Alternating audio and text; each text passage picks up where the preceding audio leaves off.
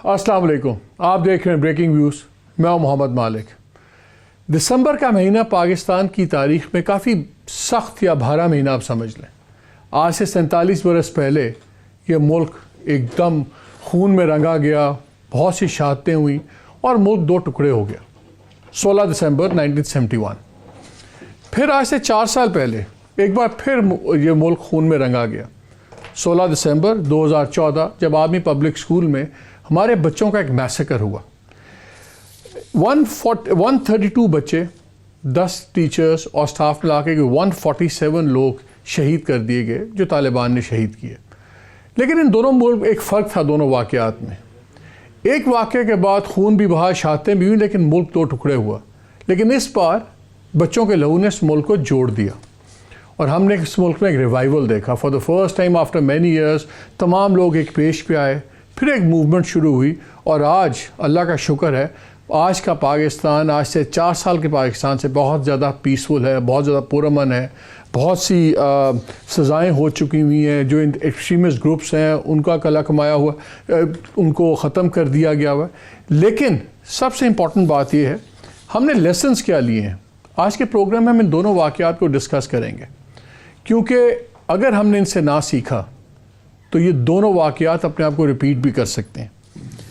दिसंबर की एक तारीख़ और भी बड़ी अहम है और वो थी 27 दिसंबर 2007 जब मोहतरमा बेनज़ीर भुट्टो असैसिनेट की गई।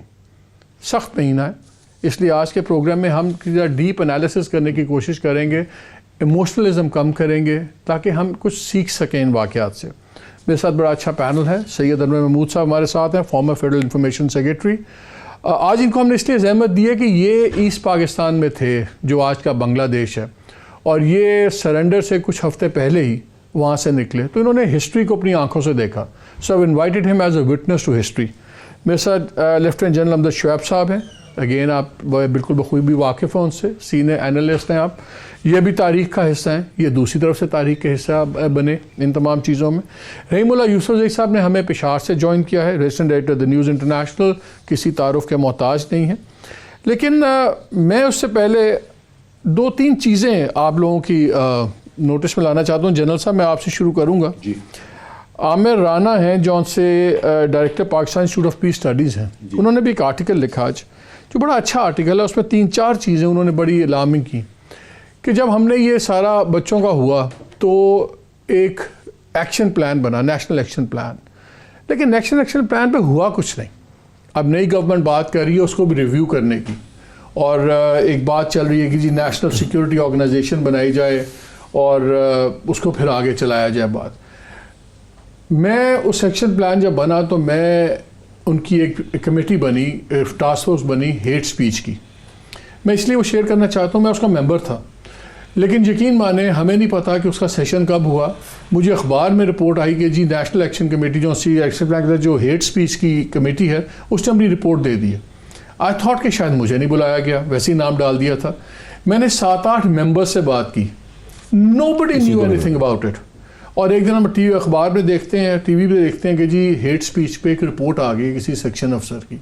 इस तरह तो नेशनल एक्शन प्लान इम्प्लीमेंट हो रहा था। फिर उसके तहत बाद में कुछ चीज़ें बनी जिसमें उन्होंने कहा कि एक जॉइंट इंटेलिजेंस डायरेक्टरेट बनेगा। फिर जो खालिद दाद लक साहब थे जो से नेक्टा के हेड हैं, अब उन्होंने सितंबर की मीटिंग में ये एडवाइस किया कि जी इसको ख़त्म कर दें।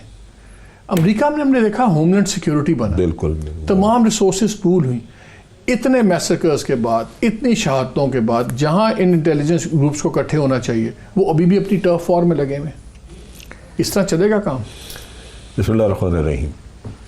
देखिए पहली बात तो ये है कि जब ये वाक़या हुआ उस वक्त तो जो सीरियसनेस नज़र आती थी, जिस तरह आपने कहा कि कौम एकदम इकट्ठी हुई, पॉलिटिशियन भी इकट्ठे हुए और ये जो एक्शन प्लान बनी वो भी एक उसमें यूनानिमिटी नज़र आती थी, सबकी एक राय थी।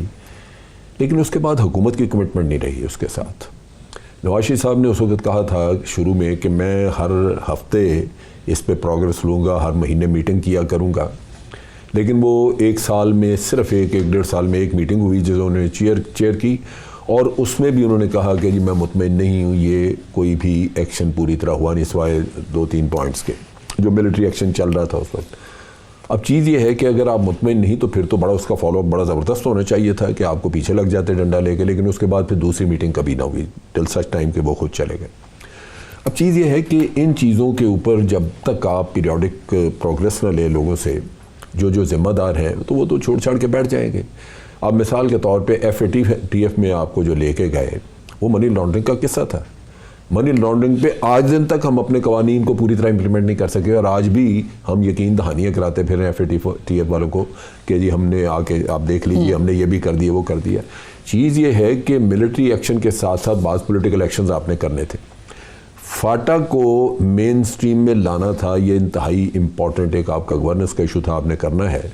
آپ دیکھیے کہ حکومت نے جانے سے 2 دن پہلے یہ کام کیا کیونکہ مسئلے تھیں، محمود خان اچکزئی نہیں مان رہا جی یہ، یہاں سیریسنس اس طرح کی تھی نہیں۔ جب تک اب آپ فاٹا کا چکر کر رہے ہیں اس کو لے کے بیٹھے ہوئے ہیں تو یہ already last about 3 years now۔ یہ رحیل شریف کے وقت میں قصہ ہوا تھا۔ لیکن اس میں ہم نے دیکھا 4 سال میں نیشنل ایکشن پلان کو کسی نے اون اپ نہیں کیا، کوئی نیکٹا میں، کوئی انٹیریئر منسٹری، کوئی ایپیکس کمیٹی۔ نیکٹا کا جہاں تک تعلق ہے، نیکٹا نے جب یہ شروع کیا اس کا تو انہوں نے اپنی ریکوائرمنٹ بتائی، وہ کوئی تقریباً میرا خیال ہے غالباً 12 بلین کی تھی یا کتنی، تو ان کو 12 یا 13 کروڑ دیا گیا اس سال۔ آج دن تک ان کو وہ ان کا سیٹ اپ جو ہے وہ پورا ہوا ہی نہیں۔ تو میرا خیال ہے جو لاکھ صاحب آپ کو یہ کہہ رہے ہیں کہ جی اس کو ختم کر دیں، اس کی بنیادی وجہ یہ ہے کہ اگر آپ کی کمٹمنٹ نہیں اور فائنینشیل آؤٹ موجود ہی نہیں ہے تو وہ تو لاکھ صاحب بیٹھے ہوئے ایک ڈیڈ ہارس کے اوپر، وہ نیچرلی سے کہ جی اس کو ختم کریں، میں یہاں پہ جواب دہی مجھ سے ہوتی ہے جبکہ ہے میرے پاس کچھ نہیں۔ اب جہاں تک انٹیلیجنس ڈائریکٹریٹ کا تعلق ہے، یہ ہمیشہ یہ پرابلمز آئیں گی کیونکہ انٹیلیجنس جو ہیں یہ جو جیسے یہ بلڈ اپ ہوتا رہا اور جس طرح یہ کام کرتی ہیں، ان میں 2 طرح کی پرابلمز ہوتی ہیں۔ میں تھوڑا سا ایکسپلین کیونکہ میں انٹیلیجنس سے میرا تعلق رہا ہے، یا تو ان کی رائیولریز ہوتی ہیں آپس میں، یا یہ آپس میں مل جاتے ہیں۔ جب مل جاتے ہیں وہ زیادہ خطرناک کام ہوتا ہے، کیونکہ ہوتا یہ ہے کہ یہ محنت کرنا چھوڑ دیتے ہیں۔ ایک انٹیلیجنس ایجنسی رپورٹ لے کے آتی ہے کہ جی فلاں جگہ مجمع تھا، اس میں یہ ہوا یہ نعرے لگے، یہ اس طرح ہوا۔ دوسری ایجنسی اس سے وہ رپورٹ لے کے اسی میں 2-4 لفظ تبدیل کر کے وہ اپنے چینل پہ چلا دیتی ہے، یہ اپنے چینل پہ چلا دیتے ہیں۔ حالانکہ انٹیلیجنس میں یہ ضروری ہے کہ ایک دوسرے کی انفارمیشن انڈیپینڈنٹ ہو تاکہ کاؤنٹر چیک ہو سکے۔ اگر ایک آدمی وہاں پہ گیا ہی نہیں اور اس نے گھر بیٹھ کے ایک رپورٹ لکھ کے ہمیں بھیج دی ہے تو دوسری کا اگر گیا ہوتا تو نیکٹا کا وہی کانسیپٹ تھا نا کہ جو یہ آپ کی نیکٹا میں یہ ان چیزوں کی وجہ سے اوور دی ایئرز جو انٹیلیجنس میں لوگ گھسے ہوتے ہیں وہ ایک دوسرے سے بچ کے رہنا چاہتے ہیں۔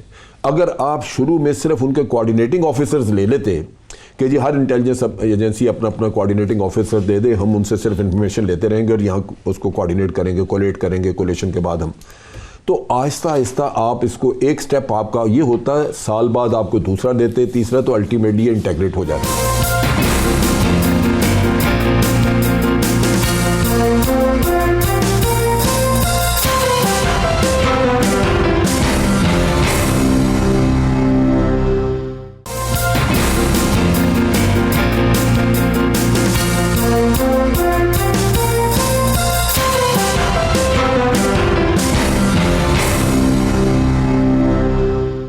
یہ بتائیں، آپ تو پشاور میں ہیں، آپ زیادہ سینٹیمنٹ اس وقت سمجھ رہے ہیں وہاں کا، لیکن 2-3 سوال ہیں۔ ایک جو جوڈیشل کمیشن بنا اس پہ، جو چیف جسٹس صاحب نے بنایا، اکتوبر میں 6 ہفتے کی ڈیڈ لائن دی تھی، اس پہ بڑا انٹرسٹنگ رپورٹ آئی ہے کہ ان کے اسپوکس پرسن نے کہا ہے کہ جب جوڈیشل کمیشن نے منسٹری آف ڈیفینس سے TORs مانگے ہیں، ٹرمز آف ریفرنسز، تاکہ وہ اپنی رپورٹ کمپلیٹ کر کے دے دے۔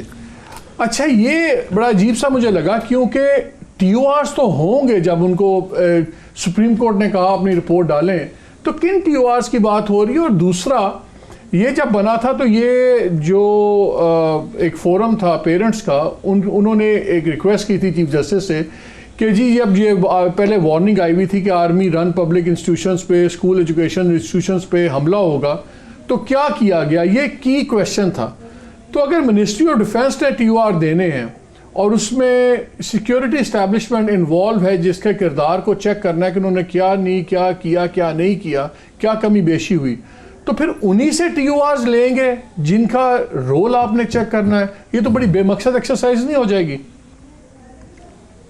جی بالکل، آپ دیکھیں جسٹس ابراہیم جو ہیں وہ اس کو دیکھ رہے ہیں، یہ ایک رکنی کمیشن ہے اور مجھے لگ یہ رہا ہے کہ ان کے کام میں کافی رکاوٹیں ہیں، یعنی ان کو جو تعاون چاہیے مختلف اداروں سے وہ نہیں مل رہا۔ آپ کو پتہ ہے کہ اس طرح کمیشن بنانے کی مزاحمت ہوئی تھی، اور یہ 3.5 سال کے بعد جب واقعہ ہوا تب کہیں جا کر سپریم کورٹ کی وجہ سے یہ کمیشن بنایا گیا۔ ابھی یہ جو کمیشن ہے ظاہر ہے یہ بھی کافی دیکھ بھال کر یہ آگے بڑھیں گے، اور انہوں نے اپنا کافی کام کر لیا ہے، لیکن یہ لگتا یہ ہے کہ یہ TOR جو مانگے جا رہے ہیں اس کا مطلب یہ ہے کہ وہ چاہتے ہیں کہ ذمہ داری جو ہے وہ شیئر کی جائے، اور جو ڈیفنس منسٹری ہے اور پھر ظاہر ہے جو ہمارے سیکیورٹی کے ادارے ہیں تو وہ بھی یعنی اس میں ان کا ساتھ دیں، وہ تعاون کریں۔ تو جب تعاون نہیں ہوگا، جب اس طرح کے کمیشن جو ہوگا وہ اس کی مزاحمت کی جائے گی، تو پھر آپ کیا توقع کر سکتے ہیں کہ یہ رپورٹ کیسے آئے گی، یہ رپورٹ پھر پبلک ہوگی نہیں ہوگی، اس کے اوپر کوئی عمل درآمد ہوگا؟ میرے خیال میں یہ کافی مجھے ایک مشکل کام لگ رہا ہے، اور جب یہ موجودہ چیف جسٹس چلے جائیں گے اگلے مہینے تو پھر پتہ نہیں اس کا کیا انجام ہوگا۔ تو یہ ہے کہ میرے خیال میں یہ کام پہلے ہونا چاہیے تھا، بڑی دیر سے ہوا ہے، ابھی بھی کوئی معلوم نہیں ہے کب تک یہ کام مکمل ہوگا۔ اچھا، میرے ساتھ لائن پہ مجھے جوائن کیا ہے عامر رانا صاحب نے، یہ director Pakistan institute of peace studies ہیں۔ السلام علیکم عامر، یہ بتائیں، آپ نے آج ایک آرٹیکل بھی لکھا ہوا ہے، ویری کوئکلی یہ بتائیں کہ یہ جو کاؤنٹر ٹیررزم کے اوپر جو کام ہو رہا ہے، آپ کے آرٹیکل مطابق تو نہ کوئی اونرشپ لے رہا ہے، اب نیا یہ نیشنل ایکشن پلان کی بات ہو رہی ہے، نئے interior minister for state for interior نے بھی بات کی ہے، شاید مارچ تک وہ بنے گا، انٹیلیجنس ایجنسیز آپس میں لڑ رہی ہیں، ٹھیک ہے، بہت 40-45% نیچے آ گئی ہیں ٹیررسٹ ایکٹیویٹیز اور سب کچھ، لیکن اگر یہ چیزیں اتنی ڈس ارے میں ہیں تو کیا یہ افیکٹو اسٹریٹجی آگے چل پائے گی، اور یہ گورنمنٹ کی پرائرٹی ہے اس وقت؟ میرا خیال ہے کہ پرائرٹی کا ایشو تو ہے، پچھلی گورنمنٹ کا بھی تھا، اور جتنی بھی ہماری سویلین گورنمنٹس ہیں ہمیشہ سے وہ ملٹری اسٹیبلشمنٹ کی طرف دیکھتی ہیں کہ اس کے آنرشپ کے لیے۔ تو ابھی اس گورنمنٹ کا بھی یہ مسئلہ ہے، صرف ایک فرق پڑا ہے کہ خان صاحب جب آئے تو انہوں نے ایک پہلی مرتبہ جو ہے وہ نیکٹا کی گورننگ باڈی کا اجلاس بلایا، لیکن جو وہاں سے اطلاعات آئیں تو پھر وہی مسائل سامنے آئے کہ نیکٹا کو بھی بلکہ تجویز آئی کہ بند کر دینا چاہیے، اور نیشنل ایکشن پلان کا تو پہلے سے ایشو چل رہا ہے، اس کی آنرشپ کوئی نہیں ہے، تو ابھی بھی بہت زیادہ پرابلم ہے اس میں۔ تو ابھی سب سے زیادہ ابھی جو کریڈٹ لیتے ہیں ظاہر ہے کہ ہماری سیکورٹی فورسز ہیں، اس کے بعد کاؤنٹر ٹیررزم ڈپارٹمنٹ ہے۔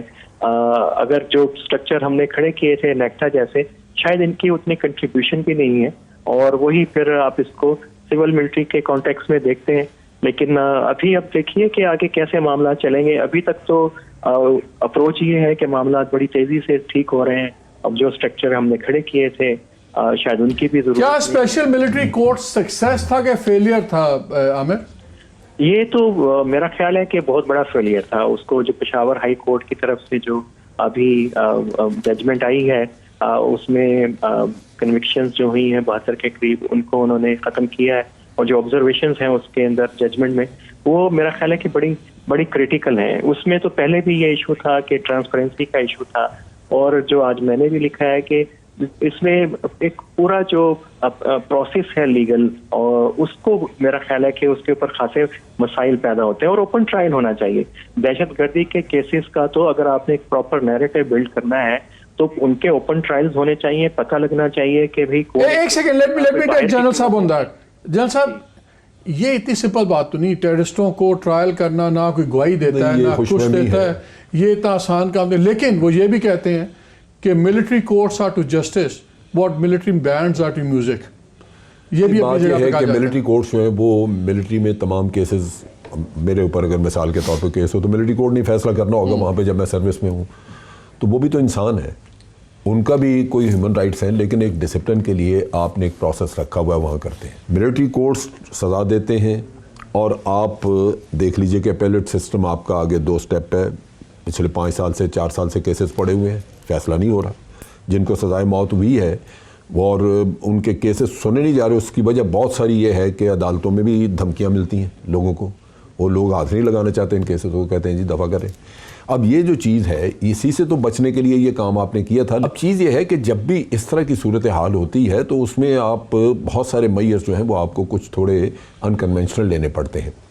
ایک طرف حکومت نے وعدہ کیا تھا کہ ہم جو ہمارا کرمنل جسٹس سسٹم ہے اس میں ریفارمز لے کے آئیں گے, اور جو نارمل سسٹم ہے اس میں ایسی چیزیں ہوں گی جہاں پروٹیکشن ہوگی, وٹنس کو بھی پروٹیکشن ہوگی, جج کو بھی, اور یہ کیسز ادھر جانے چاہیے تھے, لیکن وہ ہوا ہی نہیں. آج دن تک کسی نے بھی وہ ریفارمز نہیں کی.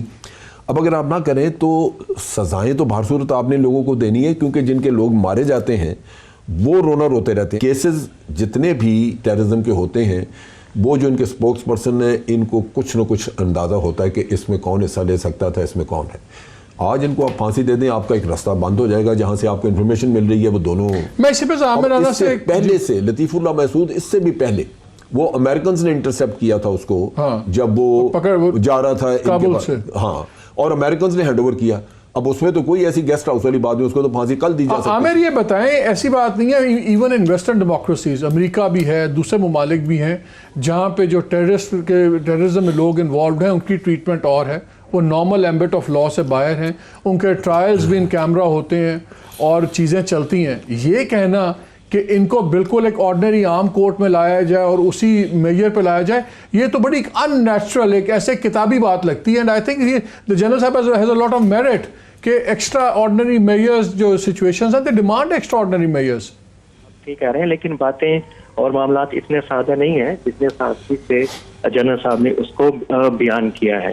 یہ خاصا کمپلیکیٹڈ پاکستان کا یہ کیس ہے. اب مجھے نہیں پتا کہ آپ کے چینل پہ کتنی بات کرنے کی اجازت ہے. پوری اجازت ہے, آپ جو آپ کا دل کہتا ہے کھل کے اس کو بیان کیا جا سکتا ہے. لیکن اس کی وجہ سے سب سے پہلے تو یہ دیکھیے ملٹری کورٹ کی وجہ سے جو فارمل جو لیگل ہمارا پروسیجر سے بہتر ہونا شروع ہوئے تھے وہ ایک پروسیس جو رک گیا. کرمنل جسٹس سسٹم کی جو ریفارمز وہ جو اس کی پوری ایک ریکمنڈیشنز جو ہیں وہ دی جا چکی ہیں پچھلی گورنمنٹ کی طرف سے. اب اس ہولڈ آن میں یہی آپ سے ایک بات پوچھتا ہوں, یہ آئدر اور کیوں ہے؟ یہ ایک نظام چل رہا ہے, کس نے روکا کہ جوڈیشل ریفارمز نہ کریں؟ کس نے کہا کہ آپ ان چیزوں کو اسٹرینتھن نہ کریں؟ اس کا اس کی روکنے سے کیا تعلق ہے؟ نہیں دیکھیے, اس کے اوپر جو ملٹری کورٹس کا جو سب سے بڑا ایشو یہ نہیں ہے کہ اسپیڈی ٹرائل ہونا چاہیے. جب نیشنل ایکشن پلان بن رہا تھا تو 2 ڈیمانڈ تھی ہمارے عسکری اداروں کی طرف سے. وہ کہتے ہیں کہ اسپیڈی جسٹس سسٹم ہونا چاہیے اور ان کو جو پھانسی کے اوپر سے سزا ختم کرنی چاہیے. وہ ہو گیا, لیکن کیا اس سے کوئی اتنی ٹینشنز بنی؟ وہ تو ایک علیحدہ سے ایک ایشو ہے. لیکن یہ جتنے لوگ تو اگر آپ پھانسیاں نہیں لگا رہے, اگر آپ مار نہیں رہے, تو چاہے آپ کی 40% آپ خود کہتے ہیں وائلنس نیچے آ گیا ہے, تو وہ پھر انہی باتوں سے ہی ہوا ہے نا. جو سب سے بڑا جو آبجیکشن ہے ملٹری کورٹس کے اوپر, جو ابھی تک جو کیسز اس کے اندر گئے ہیں جن لوگوں کے, وہ کوئی ہارڈ کور ٹیررسٹ نہیں ہے. ابھی تک کسی ملٹری کورٹ نے کوئی ہارڈ کور ٹیررسٹ کو ابھی ٹرائل نہیں کیا ہے. تو وہ ایک تو ہارڈ کور ٹیررسٹ آپ کس کو ڈیفائن کرتے ہیں؟ جن کا ذکر ابھی جنرل صاحب کر رہے تھے, اور ان کا ظاہر ہے کہ ان کو اوپن ٹرائل ہونا چاہیے. اتنے بھی نہیں ہوتا کہ 2 سال آپ ان کو میں نے اس کی ساری تفصیل بتائی ہے دونوں کی. نہیں وہ تو کہہ رہے ہیں جنرل صاحب تو کہہ رہے ہیں وہ تو ڈیٹا مائننگ کر رہے ہیں. میں ایک چیز بتاؤں, جبکہ ہارڈ کور وہ ہیں جو فزیکلی جا کے کرتے رہے. دیکھیں یہاں ڈیٹینشن سینٹر میں بھی آپ نے رکھے ہوئے لوگ, وہ لوگ وہ ہیں جو مینٹلی آپ نے ان کو ریڈیکلائز تو کر دیا لیکن انہوں نے فزیکلی کسی بھی کرائم میں حصہ نہیں لیا ہوا. سو دے ور پرہیپس کیمپ فالوورز, ان کے ساتھ فالو کر رہے. ان کو بھی پھانسیاں لگانا جو ہے وہ بالکل زیادتی ہے. سو نیچرلی آپ وہاں پہ آئیڈینٹیفائی کرتے ہیں ایسے لوگوں کو اور کوشش کر رہے ہیں کہ ان کو ایک سائیکولوجیکل ٹریٹمنٹ دے کے وقت کے ساتھ ان کو نارمل کیا جائے اور ان کو باہر نکال دیا جائے. اگر سزائیں سب کو آنکھیں بند کر کے دینی ہوتی جو جیسے عامر رانا کی بات سے لگتا ہے, تو پھر تو وہ ڈیٹینشن سینٹر میں کسی کو ڈالنے کی ضرورت ہی نہیں تھی. آپ بالکل ہر کسی کو پکڑ کے تو کہتے کہ جی بالکل میں اس نے اعتراف کیے پھانسی دے دو. یہ نہیں ہے. آفٹر آل جب ہمارا اپنے ٹرائل ہوتے ہیں آرمی میں تو پروسیجرز جو ہیں وہ شارٹ کٹ لگتے ہیں. کبھی کوئی کرمنل اوپن کورٹ میں مانتا ہی نہیں کہ میں نے یہ کرائم کیا ہوا ہے. آپ کو وہاں پہ اس سے کنفیشن وغیرہ لے کے, یہ مطلب اس میں ڈیفینیٹلی طریقہ کار تھوڑا سا مختلف جو سول سے مختلف ہے. لیکن نہ تو آرمی کی کبھی ڈیمانڈ تھی کہ جی ہمیں ملٹری کوڈ بنا کے دیں. یہ عامر نے درست کہا ہے کہ 2 چیزیں تھیں. ان کو یہ کہا تھا کہ اس زمانے میں موت کی سزا جو ہے وہ بین تھی. آپ نے کہا جی وہ بین اٹھائیں, سزا ہونی چاہیے. دوسرا یہ ہے کہ ان کے ٹرائل سپیڈی کروائیں. اب اگر اس کا ڈیمانڈ یہ تھی اور اس پہ بھی عمل نہیں ہو رہا تو پھر آپ ملٹری کوڈ بھی بند کرا دیں تو پھر ان کا حقوق ان کے ہیں، باقی پاکستان کے نہیں ہیں۔ مجھے ایک بریک لینا ہے عامر، ویری کوئکلی۔ اگر آپ کہتے ہو جوڈیشل کیپیسٹی نہیں بنی، آپ کہتے ہو پیرل سسٹم نہیں بنا، پشاور ہائی کورٹ کی جو ججمنٹ ہے جی وہ پڑھ لیں، اس میں بہت سارے جو تضادات ہیں ملٹری کورٹس کے اندر اور پورے جو پرابلم آئے ہیں، میرا خیال ہے کہ بہت سارے اس میں بہت نہیں تو اب اگر ملٹری کورٹس بھی اگلے ماہ ختم ہو جاتی ہیں اور دوسرا سسٹم ابھی اپنے پاؤں پہ لٹ سے کھڑا نہیں ہوا تو پھر کیا ہوگا؟ پھر رک جائے سارا کچھ؟ تو رکا ہی ہوا، پہلے بالکل بھی نہیں رکا رکے گا، بالکل بھی نہیں رکے گا۔ پاکستان کے اندر اینٹی ٹیررسٹ کورٹس ہیں، وہ بھی آلریڈی ٹرائل کر رہی ہیں، ان کا ریکارڈ کمپیریٹیولی بہتر ہوا ہے۔ انور صاحب، میں نے ابھی آپ کو ایسٹ پاکستان والی ڈیبیٹ کے لیے بچا کے رکھا ہوا تھا، but now I want you to part because you have been part of the government also. Debate میں آپ کا اس بارے میں کیا خیال ہے؟ نہیں، میں تو یہی کہوں گا کہ دیکھیے ایک گیپ ہے نا، وہ کام نہیں کر، جو نارمل سسٹم ہے ہمارا وہ کام نہیں کر رہا، ڈیلیور نہیں کر پا رہا۔ ایکسٹراڈنری سچویشن میں ملک ہے اس وقت ٹیررزم کے حوالے سے، تو واٹ ڈو یو ڈو؟ جی تو میں پوچھ رہا ہوں یہی ہے نا، دیرفور جو ملٹری کورٹس ہیں they are not the ideal, ظاہر ہے آئیڈیل تو نہیں ہے لیکن مجبوری ہے۔ اور انٹرم میجر تھا، 4 سال گزر گئے، صرف اپیلیں سننی ان پہ جو فیصلے جن کے ہو چکے ہیں وہ نہیں سنی جا رہی، یعنی فیصلے کیے ہوئے ملٹری کورٹس نے تو اپیل ہی نہیں سنی جا رہی، بہت لوگ بیٹھے ہوئے ہیں آرام سے، 300 سے اوپر لوگ۔ مجھے یہاں پہ بریک لینا ہے، اسی بات کو آگے بڑھائیں گے، اور میں کیونکہ اس میں ڈسکس کرنا چاہتا ہوں کہ وے فارورڈ کیا ہوگا، اور پھر ہم اپنے ایسٹ پاکستان والے ڈیبیکل کی بھی بات کریں گے۔ ہمارے ساتھ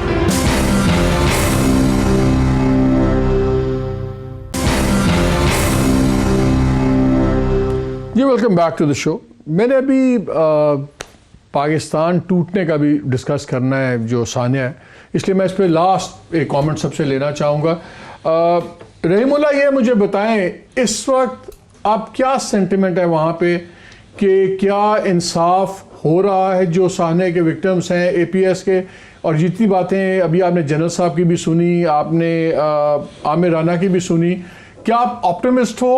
کیا آپ کو پیسمزم لگتا ہے کہ نیکٹا اپنی جگہ کچھ نہیں کر رہا، جوائنٹ ڈائریکٹریٹ کے اپنے ٹرف فورس چل رہی ہیں، گورنمنٹ لگ رہا ہے کہ اس کے اوپر ابھی باتیں ہی ہو رہی ہیں، نیا ایکشن پلان آئے گا، ایک نیا کوئی 20-40 پوائنٹ کا نیشنل ایکشن پلان بن جائے گا، اور یہ چیزیں ایسی چلتی رہیں گی؟ اور اگین جو سب سے امپورٹنٹ بات، جو ملٹری کورٹس ہیں، اگر ملٹری کورٹس اب ایکسٹینڈ نہیں ہوتی تو اس کا آلٹرنیٹ تو اپنی جگہ پہ نظر نہیں آ رہا، تو پھر کیا ہوگا؟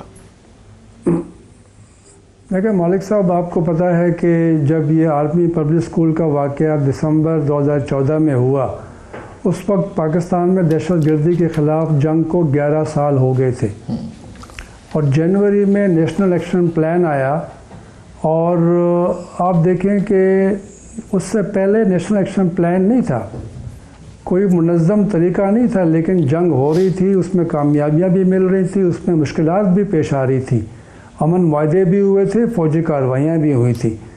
اگر نیشنل ایکشن پلان کے اوپر اس کے بعد عمل نہیں ہوا پچھلے 3.5 سال میں، اس کے باوجود فوجی کارروائیاں بھی ہو رہی ہیں، کامیابیاں بھی حاصل ہو رہی ہیں۔ آپ نے خود کہا کہ 40-45% دہشت گردی کے واقعات میں کمی ہوئی ہے، سیکیورٹی بہتر ہوئی ہے۔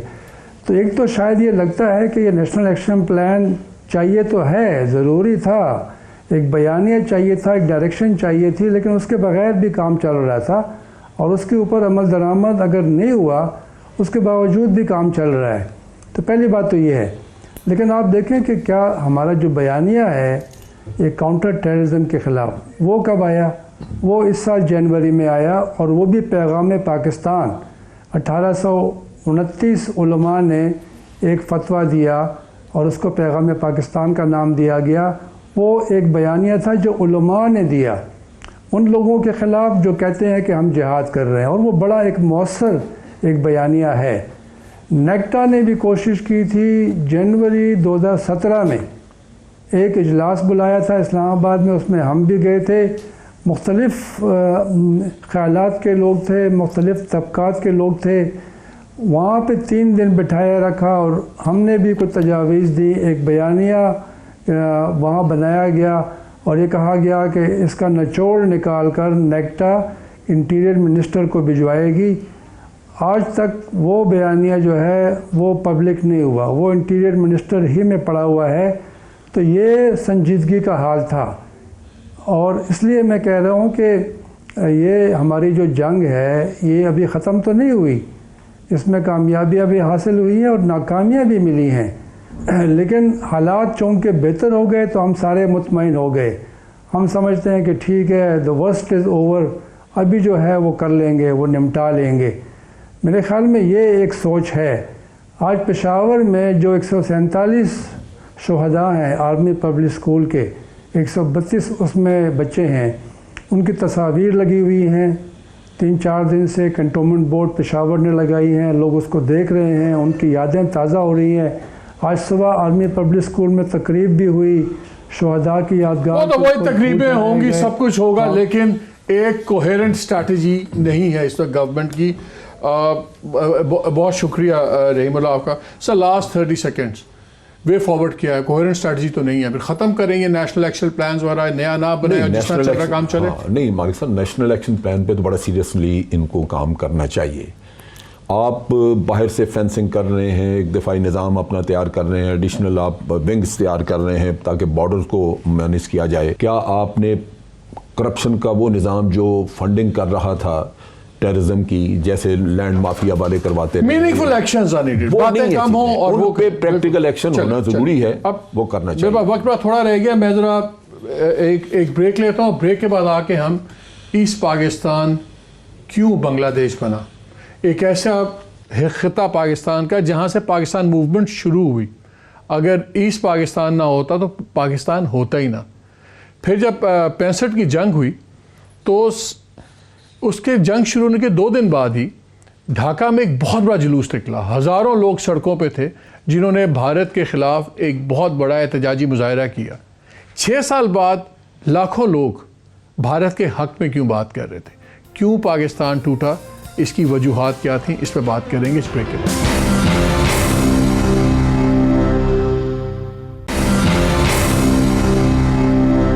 جی welcome back to the program. 1970 کے انتخابات پاکستان کی تاریخ کے شفاف ترین انتخابات مانے جاتے ہیں، اور اس کے نتیجے میں مجیب الرحمان کی جو پارٹی تھی وہ اوور ویلمنگ میجورٹی سے جیتی، اور انہی کو ملک کا نیا وزیر اعظم بننا تھا. پھر اسمبلی کا سیشن کال ہوا مارچ 3 کے لیے 1971 کے لیے، جس کے اندر اس اسمبلی نے بیٹھ کے نیا کانسٹیٹیوشن بھی، اس پہ جو امینڈمنٹس تھی وہ بھی ڈیسائیڈ کرنی تھی. مگر مارچ 1 کو جنرل یحییٰ جو اس وقت چیف مارشل ایڈمنسٹریٹر تھے، پریزیڈنٹ تھے پاکستان کے، انہوں نے اس سیشن کو کال آف کر دیا، اور اس کے بعد جو پھر ہوا ریسٹ از ہسٹری. انور صاحب، آپ اس دن ڈھاکہ میں تھے اور آپ مجھے بتا رہے تھے آپ شاید کہیں میچ دیکھ رہے تھے. ویری کوئکلی پہلے وہ بتائیں ہوا کیا جب یہ؟ جی وہ 1 مارچ کو ڈھاکہ اسٹیڈیم میں پاکستان اور MCC کا کرکٹ میچ ہو رہا تھا. تو جب لنچ کا وقفہ ہوا تو لوگ باہر آئے، ہزاروں لوگ تھے. کرکٹ بڑا وہاں پر دیکھا جاتا ہے شوق سے. تو ہزاروں لوگ جب واپس آئے، جیسے ہی باہر نکلے تو اناؤنسمنٹ آئی ریڈیو سے کہ جو اجلاس ہونا تھا قومی اسمبلی کا، جو نئی منتخب ہوئی تھی، وہ اس کو منسوخ کر دیا گیا ہے. اور وہ ایک پہلے سے چل رہا تھا سلسلہ کہ نہیں ہونا چاہیے، اور لوگوں نے یہاں سے جو ہمارے اس وقت کے جو بھٹو صاحب کا بھی تھا کہ نہیں جانا چاہیے، اور وہ سیشن ہونا تھا ڈھاکہ میں. تو جب وہ کال آف ہوا تو وہ جو ہزاروں لوگ جو میچ دیکھنے آئے تھے اور لنچ کا وقفہ ہوا تھا، وہ سارے اٹھ کر کے وہاں سے کوئی 200-300 کلومیٹر کے میٹرز کے فاصلے پہ پربانی ہوٹل ایک تھا اس وقت، یہ سارے ہزاروں کا مجمع پربانی ہوٹل چلا گیا.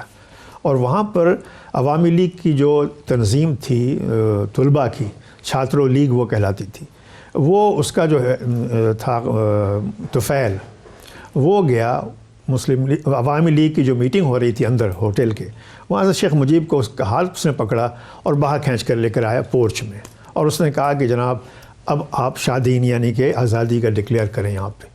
اور ہزاروں کا مجمع تھا، نعرے لگ رہے تھے. مجھے یاد ہے کہ مجیب الرحمان بالکل گرم خاموش کھڑا رہا، کچھ نہیں کہا. اس نے ہاتھ سے اشارہ کیا اور پھر واپس چلا گیا. میں یہ سمجھتا ہوں کہ اس وقت پاکستان کی جو آرمی کا وہاں پر پریزنس جو تھا اتنا واجبی تھا، نہ ہونے کے برابر تھا. تو وہ مجیب الرحمان اگر اس وقت چاہتا اور وہ ڈکلیئر کر دیتا، آزادی ڈکلیئر کر دیتے وہ، تو شاید حالات اس کے وہ کر سکتا تھا، چونکہ انڈیا آ جاتا ساتھ میں. all he had to do was to appeal to India. لیکن وہ اس وقت نہیں ہوا. لیکن اس کے بعد جو کچھ ہوا، جو پھر میں ایک کلپ آپ سے شیئر کرنا چاہتا ہوں. ویسے ناظرین آپ کو بتا دوں کہ مارچ 26 کو پھر آپ پاکستان آرمی کا جو آپریشن شروع ہوا تھا وہ مارچ 26 کو ہوا تھا. It was called operation search light. اس سے شروع ہوا. لیکن جو ہمیں ہمیشہ بتایا گیا کہ شاید بالکل انتہا پسندی تھی اور علیحدگی تھی. میں آپ کو 2 کلپس شیئر کرنا چاہتا ہوں جو مجیب الرحمان سے پوچھا گیا اور انہوں نے انڈیپینڈنس کی بات نہیں کی. اور پھر جب وہ جیل میں بھی تھے, یہاں پہ زیر حراست تھے, تو اس وقت جو ایک ان کے اوپر اسپیشل برانچ کے انسپیکٹر تھے, انہوں نے بھی ایک قصہ سنایا. یہ کوئک کلپ ذرا آپ دیکھیے گا. That he would win in the end. And behind the goal. Are you sure to win this goal? Oh, nobody can stop it. Autonomy of East Pakistan? Nobody can stop it. Autonomy? Oh, definitely. Who can stop my More autonomy? than that. More than autonomy. No question of this and that. I want my right. Emancipation. I want my emancipation. I want to live like a free citizen of a free country. You mean independence? That I don't mean. Kindly don't ask me any other questions. I have already answered, but discussion is going on about the political situation of this country, and discussion will continue because it is not a very matter of 1 or 2 minutes. It requires sufficient time to discuss. And tomorrow 10 o'clock again I am meeting the President and discussing. Separatism? I do not believe that people of East Pakistan want to separate from West Pakistan. They are the majority people of Pakistan. How should a majority separate from a minority? If you hear these notes, if you hear these rumblings, let me assure you, this is not the real voice of my people. الفاظ اس کے یہ تھے جو میرے یعنی جو ہمارا operator تھا نا, یہ اس کے الفاظ. یہ اس نے کہا کہ وہ یہ کہہ رہے ہیں اپنے بنگالی میں کہ یا اللہ یہ میں نے تو یہ کبھی نہیں چاہتا, یا اللہ یہ میں نے تو کبھی نہیں چاہتا جو اب ہو گیا. یہ سجدے میں گر کے کہہ رہا ہے. سجدے میں گر کے تو یہ اللہ میاں سے کہہ رہا ہے کہ یا اللہ, روتا بھی جاتا ہے اور یہ کہتا ہے کہ یہ تو میں نے کبھی نہیں چاہتا. جین صاحب 3 باتیں کی انہوں نے, مجیب نے. انہوں نے کہا انڈیپینڈنس پہ اس نے کہا نہیں, اٹانومی چاہیے, خود ایک فریڈم چاہیے, رائٹ آف فریڈم چاہیے, اور ایمانسپیشن چاہیے, میرے حالات کی بہتری چاہیے. پھر جب ان کے جیل کی بھی ہم باتیں سنتے ہیں تو یہ انہوں نے پوری اسپائنگ کر رہے تھے, بڑا مزدار انٹرویو تھا, ڈیٹیل بتائی اور انہوں نے بتایا پورا. اس میں بھی وہ بندہ اور اس کی گفتگو بھی بھٹو صاحب کے ساتھ, تم نے کیا کیا, مجھے بھی بھیجو, میں ایسٹ پاکستان جا کے میں روک دوں گا, سارا بدل دوں گا. تو وہ چیزیں جب 1966 میں انہوں نے 6 پوائنٹ, جس کو ہم بچپن میں تھے تو ہمیں بڑا پوائزن کیا گیا تھا, اب اس میں سے کم از کم 4 پوائنٹ تو 18ویں امینڈمنٹ میں آ گئے میں. تو تاریخ کو اگر ہم نے آگے ریپیٹ نہیں کرنا, بلوچستان میں اس کو ریپیٹ نہیں کرنا, کہیں اور نہیں کرنا, کیا ہمارا مائنڈ سیٹ آج بھی اسٹیبلشمنٹ کا وہی ہے جو 71 میں تھا؟ دیکھیے مائنڈ سیٹ اسٹیبلشمنٹ کا تو اگر آپ کہیں تو یا خان خود کہہ رہے کہ نہیں جی سیپریشن کی تو بات ہی نہیں وہ کر رہے ہیں, یہ اگر کوئی کہہ رہا ہے تو غلط کہہ رہا ہے. میرا اپنا خیال ہے کہ یہاں جو سب سے بڑی غلطی ہوئی ہے, جو اصول تھا وہ یہ کہ الیکشن اگر آپ نے فیئر کرایا اور جو جیتا ہے, جس کی میجورٹی ووٹ آیا ہے, جس کو ملا ہے, اس کا رائٹ تھا کہ اس کو حکومت کرنی دی جاتی. میرا خیال ہے اس کے بعد وہ شاید خود بھی وہ 6 پوائنٹ جو تھے ان کو پوری طرح امپلیمنٹ نہ کر سکتا, کیونکہ وہ پارلیمنٹ کے تھرو ہونے تھے اور پارلیمنٹ میں لے کے جاتا تو کوئی مخالفت ہوتی ہے, شاید کچھ اور اس کو کوئی بیٹر سینس پریویل کرتی. یہ چیزیں جو ہیں یہ اب میں سمجھتا ہوں ان پہ کہنا یہ کوئی مناسب نہیں لگتا, کیونکہ ہم نے ایک اصولی غلطی جب کر دی کہ اس شخص کو جو الیکشن جیتا, جس کا رائٹ تھا حکومت کا, اس کو نہیں دی, تو باقی تو پھر باقی باتیں بیکار ہیں, اس کا تو میرا خیال ہے کوئی بنتا ہی نہیں, اصول ہی نہیں کوئی ہے. انور صاحب یہ تاریخ ہمیں یہ بتائیں, یہ مجھے وہی باتیں سینس آف ڈیجیوو آتا ہے. آج کوئی اگر کوئی پی ٹی ایم بناتا ہے, جائز مطالبات پہ چاہے ایکسپلائٹ کر رہا ہو, لیکن مطالبات جائز ہوتے ہیں. بلوچستان کے ہم ایشوز دیکھتے ہیں, جائز مطالبات ہیں, ویدر ان کو صحیح کو ایکسپلائٹ کر رہا ہے یا صحیح لیڈرشپ بتا رہی ہے وہ اور بات ہے. ہم نے ایسٹ پاکستان میں بھی یہی دیکھا.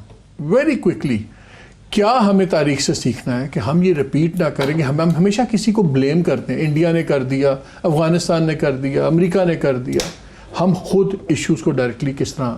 آپ نے صحیح کہا, تاریخ سے سیکھنا چاہیے. ہر عقل مند قوم تاریخ سے سیکھتی ہے, اور جو کچھ مشرقی پاکستان جو بنگلہ دیش ہے, جو کچھ ہوا جیسا بنا, وہ آپ نے بھی شیخ مجیب الرحمان کے کلپس بھی دکھائے. میں بھی یہی سمجھتا ہوں, جنرل صاحب بھی یہی کہہ رہے تھے کہ بنگلہ دیش کو ہم نے بنا دیا, اس پاکستان کو بنگلہ دیش, ورنہ وہ نہیں چاہتے تھے. دے ور نیور سیپریٹسٹس. جو کہ یحییٰ خان خود کہہ رہے ہیں. لیکن اب جو آپ بات کر رہے ہیں ہمارے اس موجودہ حالات میں بلوچستان کے حوالے سے یا اور دوسرے صوبوں کے حوالے سے، یقیناً جو رائٹ ہے ایک جمہوریت کے اندر، ایک آزاد مملکت کے اندر، جو مختلف یونٹس ہیں ان کا جو ان کے جو حقوق بنتے ہیں وہ ان کو ملنے چاہیے، اور ان کی آواز کو زبردستی دبانے سے کام نہیں بنتا. سننا چاہیے جو کچھ کہتے ہیں. مجھے very quickly very tight on time, لیکن آپ کی تمام زندگی بیشتر صاحب وہاں گزرا. مجھے یہ بتائیں کہ 65 کی وار میں وہ گالیاں نکال رہے ہیں بھارت کو، 71 میں جڑے، ہوا کیا 6 سالوں میں؟ دیکھیے وہ 6 سالوں میں یہ ہوا، میں اس حصہ تھا. ابھی آپ نے جو ذکر کیا ہے 65 کی جنگ کا 7 ستمبر کا جو وہاں جلوس نکلا تھا، 10-15 ہزار اسٹوڈنٹس ہندوستان کے خلاف نعرے لگا رہے تھے، میں اس جلوس میں شامل تھا. اس کے بعد سے یہ جو 6 نکاتی پروگرام شیخ مجیب الرحمان کا ہوا اس کو ٹوٹلی اگنور کیا گیا. اور جو 5 سال سے چل رہا تھا وہ، ہاں، اور وہاں کے پڑھے لکھے لوگ جو تھے، دانشور جو تھے، وہ سارے اینٹی پاکستان نہیں تھے، but they were pro East Pakistan, ظاہر پرو بنگالی تھے. تو لیکن اس کی طرف توجہ نہیں دی گئی. سننا چاہیے لوگوں کی آواز. آپ نے جو پی ٹی ایم کا ذکر کیا نا، میں اس میں ویری کوئکلی، ہاں، مماثلت اس میں نہیں ہے. اس کی وجہ بنیادی ہے، جب وہ اپنے مطالبہ دے رہے تھے اس میں ایک بہت بڑا مطالبہ تھا کہ جی مین سٹریمنگ کریں آپ فاٹا کی، اور انہوں نے مین سٹریمنگ کے لیے پیچھے بٹھایا تھا ساتھ اپنے محمود خان اچکزئی، جو اس کو ہونے نہیں دے رہا تھا، ورنہ حکومت نے تو یہ جو آج رزلٹ ہے وہ کیا ہوا تھا. اسی طرح آج چیک پوسٹیں آپ نے کم کر دی ہیں، ٹیررزم ختم تو نہیں ہو گیا ہوا. چیک پوسٹیں لگنے سے تکلیف سب کو ہوتی ہے. یہاں میں اسلام آباد میں کتنی لیکن بار صورت آپ اتنا ہی کر سکتے ہیں جتنا حالات. ناظرین ہمیں بالکل ٹائم ختم ہو گیا. ایک ہی بات کروں گا، اگر ہم چاہتے ہیں کہ تاریخ اپنے آپ کو نہ دہرائے تو ہمیں تاریخ سے سیکھنا ہوگا. کچھ بھی نہ کرے، گورنمنٹ کم از کم حمود الرحمان کمیشن رپورٹ ہی سامنے شائع کر دے، بالکل ان ایڈیٹڈ، تاکہ ہمیں سچ پتہ لگے. ایبٹ آباد کمیشن رپورٹ کرے تاکہ کنٹمپریری ہسٹری کی غلطیاں بھی ہم نہ دہرائیں. یہ کمیشن کی رپورٹس پڑھنے کے لیے اور سیکھنے کے لیے ہیں، یہ صرف آرکائیوز پہ رکھنے کے لیے نہیں ہے. اجازت دیجیے، اللہ حافظ.